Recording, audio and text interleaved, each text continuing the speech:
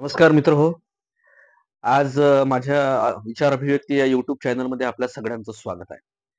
अर्थातच आजचा विषय जो आहे, तो आहे प्रेमाचं लोकेशन नेमकं कुठे असतं? ह्या सगळ्या जगाची उभारणी, ह्या सगळ्या जगाचा रहाट-गाडगं, हे सगळ्या जगाचं अस्तित्व जर कोणत्या मूल्यावर असेल, कोणत्या गोष्टीवर असेल, तर ते प्रेम नावाच्या गोष्टीवर आहे. आणि प्रेम नावाची गोष्ट ही जगामध्ये अशी आहे, की त्या प्रेम नावाच्या गोष्टीला अनेक कंगोऱ्यांनी, अनेक लोकांनी आपल्या समोर ठेवलेलं आहे. साहित्यानं ठेवलं आहे, कलेनं ठेवलेलं आहे. एवढंच नव्हे तर महापुरुषांच्या संपूर्ण आयुष्यामधली जी काही मोठी मूल्य, ज्या मूल्यांवर ते जगले, त्या मूल्यांमधलं एक मूल्य म्हणजे प्रेम आहे. आपण बऱ्याच वेळा ऐकत असतो प्रेमाच्या संदर्भामध्ये, की प्रेम करावं भिल्लासारखं बाणावरती खोचलेलं. प्रेम करावं भिल्लासारखं बाणावरती खोचलेलं, मातीमध्ये उगवून सुद्धा आभाळाला टेकलेलं. म्हणजे प्रेमाची उंची फार मोठी असायला हवी. कारण या जगामध्ये द्वेषाचं प्रमाण फार मोठं असलं, तरी प्रेमाचं प्रमाण त्यापेक्षा अधिक आहे. आता प्रेमासाठी एखादा दिवस असतो का? व्हॅलेंटाईन डे आपण ज्याला म्हणतो. जगाने तो दिवस व्हॅलेंटाईन डे प्रेम व्यक्त करण्याचा दिवस म्हणून एक प्रतीक म्हणून दिलेला असेल. पण प्रेम ही गोष्ट निरंतर आपल्या सोबत असते. प्रेमाचं लोकेशन कुठं असतं? तर प्रेमाचं लोकेशन आपल्या काळजामध्ये असतं. प्रेमाचं लोकेशन आपल्या कृतीमध्ये असतं. प्रेमाचं लोकेशन आपल्या स्वभावामध्ये असतं. एखाद्या गरजू माणसाला संकटामध्ये असताना पाहून आपण त्याच्या मदतीला धावून जातो. तिथे प्रेमाचं लोकेशन असतं. कारण प्रेम या भावनेशिवाय आपल्याला मदत करण्याची भावना स्फुरत नाही. जर प्रेमच नसेल, तर आपण एखाद्या गरजू माणसाला मदत करू शकत नाही. आणि त्याच्यामुळं जिथं-जिथं चांगुलपण असतं, तिथं-तिथं प्रेम असतं. प्रेमाचंच एक रूप म्हणजे करुणा आहे. आणि करुणेमधून जे प्रेम जन्माला येतं, त्याच्यामधूनच समाजाला स्वास्थ्य मिळत असतं, शांतता लाभत असते. समाजातली अनेक लोकांचे समुदाय ज्यावेळेस करुणेला महत्त्व द्यायला लागतात, तेव्हा समाजामध्ये शांतता प्रस्थापित होते. प्रेम हे मूल्य प्रत्येक जाती धर्माच्या पलीकडे आहे. त्याला जाती धर्माची मोजपट्टी, फुटपट्टी लावता येत नाही, की हा अमुक जातीचा आहे, तो तमुक जातीचा आहे. म्हणून तो प्रेम करण्याच्या पात्रतेचा नाही. असा कोणीतरी मूर्खच म्हणू शकतो. कारण प्रेमाला जात नसते.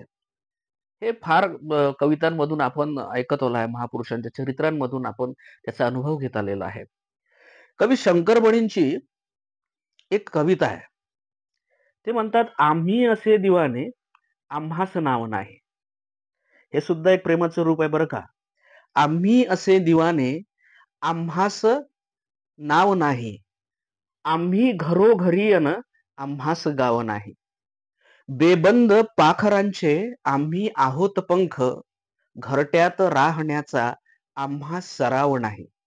म्हणजे आपला घर सोडून सुद्धा समाजाच्या प्रेमापोटी ज्यांनी आपली हयात लोकांच्या कल्याणासाठी त्यांच्या प्रेमापोटी घालवलेली आहे.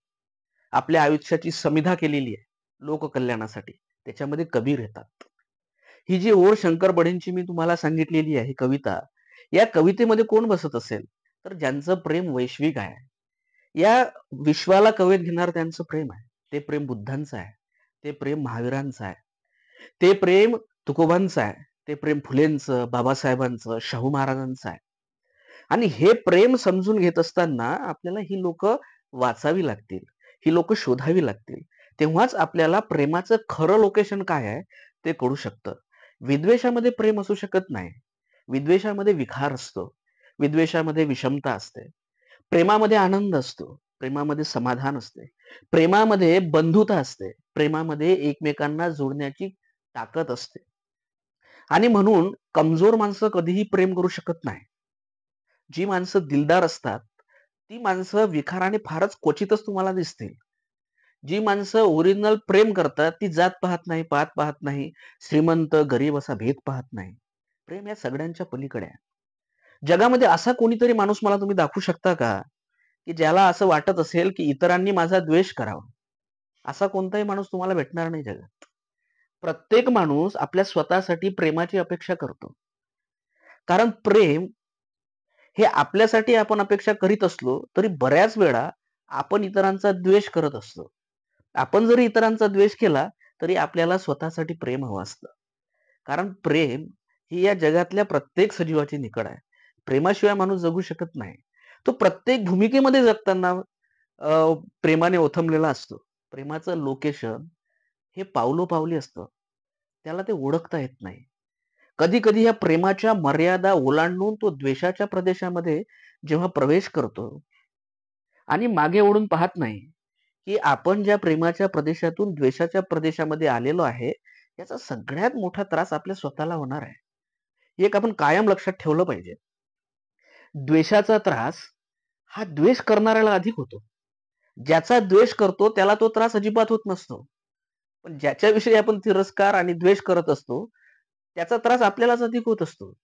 हे कायम अनुभवानं सिद्ध झालेली गोष्ट आहे.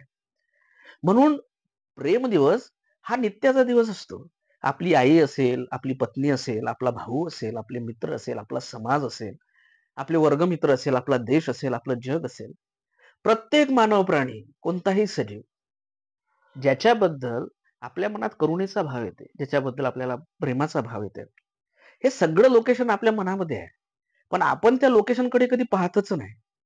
आपण ते लोकेशन बऱ्याच वेळा दाबण्याचा प्रयत्न करतो. अशी जगामध्ये बरीच लोकं आहेत, की जे उघड्या-नागड्या लोकांना, जे रस्त्यावर पडलेल्या, रस्त्यावर खराब अन्न खाणाऱ्या, रस्त्यावर भटकणाऱ्या लोकांची सेवा करतात. कुष्ठरोग्यांची सेवा करतात. वेगवेगळ्या पद्धतीने समाजाला सेवा पुरवतात. ही सगळी भावना, सेवेची भावना कुठून निर्माण होते? तर ती प्रेमातून निर्माण होते. चांगुलपणाचा उदय कुठं असेल, तर तो प्रेमाच्या भावनेत आहे. द्वेषातून कधीच चांगुलपण निपजू शकत नाही. द्वेष कधीच चांगुलपणाला जन्म देऊ शकत नाही. चांगुलपण प्रेमाला जन्म देते आणि प्रेमातून मग करुणा, शील, बंधुता ही सगळी चांगली मूल्य प्रेमातून जन्माला येतात. पण प्रेमाला आपण जाती धर्मात बांधता येत नाही. या संदर्भामध्ये राहत इंदोरी यांचा एक शेर फार फेमस आहे आणि तो अगदी योग्य आहे. हा मुस्लिम, ये मुस्लिम, वो हिंदू, वो ईसाई. अरे छोड यार, चलो इश्क करे. म्हणजे याचा अर्थ असा आहे, की जी लोक धर्म, जात पाहून आपलेपणा सांगण्याचा प्रयत्न करतात, ती लोक मुळात प्रेम करू शकत नाही. प्रेम ह्या सगळ्याच्या अतीताच्या बाहेर आहे. अरिस्टॉटलला प्रेम सापडलं, तुकोबांना प्रेम सापडलं, शिवबांना प्रेम सापडलं. जर शिवबांकडे प्रेम नसतं, तर त्यांनी जनतेच्या कल्याणापोटी एवढे मोठे कष्ट उपसले नसते. भगतसिंगला या देशाच्या या व्यवस्थेच्या विरोधात एका चांगल्या भविष्यावर त्यानं प्रेम केलं. देशाच्या चांगल्या भविष्यावर प्रेम केलं आणि ते प्रेम मिळवण्यासाठी त्यानं वयाची 23 वर्ष जो संघर्ष केला, तो प्रेम मिळवण्यासाठी. कारण ह्या देशाच्या उज्ज्वल भविष्याचं स्वप्न त्यानं जे पाहिलं होतं, त्याच्यावर त्याचं प्रेम होतं. लोक प्रेमानं वेडी झाली आहेत. लोक आपलं जे स्वप्न आहे, ज्या स्वप्नावर त्यांनी प्रेम केलं, तुकोबांनी समताधिष्ठित समाज व्यवस्था निर्माण करण्यावर प्रेम केलं आणि त्यासाठी आपल्या जीवनाचं मोल दिलं. शिवाजी महाराजांनी रयतेचं राज्य निर्माण व्हावं, समता यावी, स्वातंत्र्यतेचं मूल्य आपल्या लोकांना कळावं, या स्वप्नावर त्यांनी प्रेम केलं आणि ते स्वप्न हयात आणण्यासाठी त्यांनी आयुष्यभर संघर्ष केला. आपण आपल्या स्वप्नांवर प्रेम करणं शिकलं पाहिजे. आपण आपल्या स्वप्नांवर प्रेम करत नाही. आपण जगण्यावर प्रेम करणं शिकलं पाहिजे. आपण जगण्यावर प्रेम करत नाही. आपण निरंतर आपली स्वतःची आपली स्वतःचीच कंपॅरिझन इतरांशी करत असतो. तुलना इतरांशी करत असतो.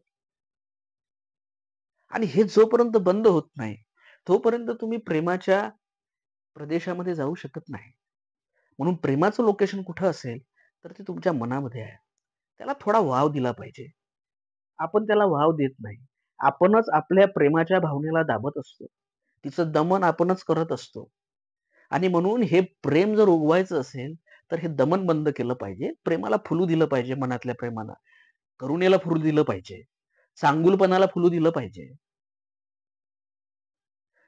सच प्रेम ही भगवान है. ये बात सच्ची जान रे, असं तुकडोजी महाराज म्हणतात. द्रोहतेला बाजूला केलं पाहिजे आणि प्रेमानेच आचरण केलं पाहिजे, असं जे तुकडोजी महाराज, गाडगे महाराजांचं संपूर्ण आयुष्य सांगतं, त्याच्यातून आपण शिकलो पाहिजे. प्रेमाचं लोकेशन हे तुमच्यामध्ये आहे. ते तुम्हाला शोधता आलं पाहिजे, फुलवता आलं पाहिजे. पुढच्या वेळेस नवीन विषयासह आपण भेटूया. माझ्या YouTube चॅनलमध्ये ज्याचं नाव आपल्याला माहिती आहे, विचार अभिव्यक्ती, आपल्या सर्वांचे धन्यवाद.